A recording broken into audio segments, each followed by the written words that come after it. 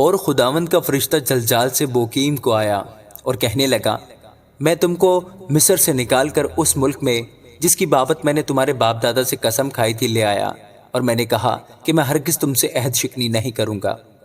اور تم اس ملک کے باشندوں کے ساتھ عہد نہ باندھنا، بلکہ تم اس کے مذہبوں کو ڈھا دینا، پر تم نے میری بات نہیں مانی۔ تم نے کیوں ایسا کیا؟ اسی لیے میں نے بھی کہا کہ میں ان کو تمہارے آگے سے دفع کروں گا، بلکہ وہ تمہارے پہلوؤں کے کانٹے اور ان کے دیوتا تمہارے لیے پھندا ہوں گے۔ جب خداوند کے فرشتہ نے سب بنی اسرائیل سے یہ باتیں کہیں تو وہ چلا چلا کر رونے لگے، اور انہوں نے اس جگہ کا نام بوکیم رکھا، اور وہاں انہوں نے خداوند کے لیے قربانی چڑھائی۔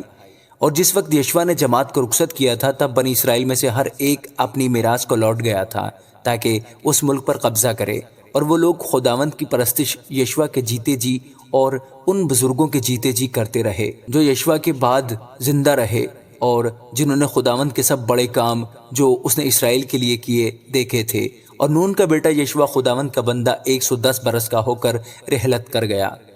اور انہوں نے اسی کی میراث کی حد پر تمنت ہرس میں افرائیم کے کوہستانی ملک میں جو کوہ جاز کے شمال کی طرف ہے اس کو دفن کیا، اور وہ ساری پشت بھی اپنے باپ دادا سے جا ملی۔ اور ان کے بعد ایک اور پشت پیدا ہوئی جو نہ خداوند کو اور نہ اس کام کو جو اس نے اسرائیل کے لیے کیا جانتی تھی، اور بنی اسرائیل نے خداوند کے آگے بدی کی اور بالیم کی پرستش کرنے لگے، اور انہوں نے خداوند اپنے باپ دادا کے خدا کو جو ان کو ملک مصر سے نکال لایا تھا چھوڑ دیا، اور دوسرے معبودوں کی جو ان کے چوگرد کی قوموں کے دیوتاؤں میں سے تھے پیروی کرنے اور ان کو سجدہ کرنے لگے، اور خداوند کو غصہ دلایا، اور وہ خداوند کو چھوڑ کر بال اور ستارات کی پرستش کرنے لگے۔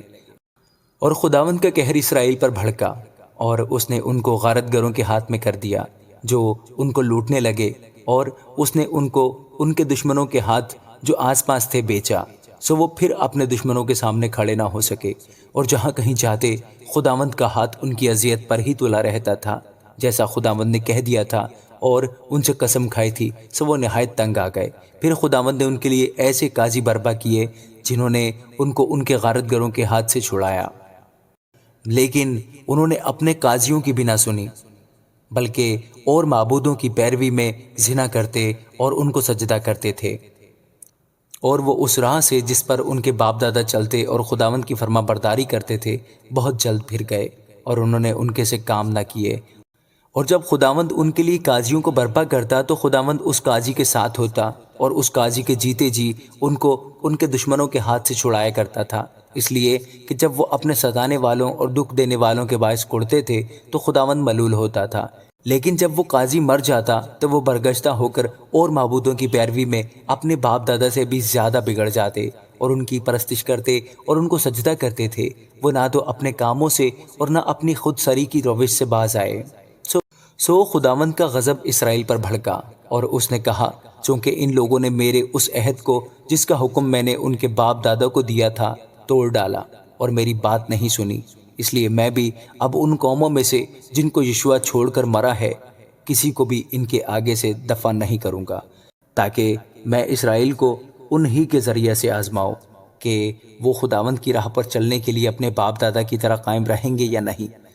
سو خداوند نے ان قوموں کو رہنے دیا اور ان کو جلد نہ نکال دیا، اور یشوع کے ہاتھ میں بھی ان کو حوالہ نہ کیا۔ آمین۔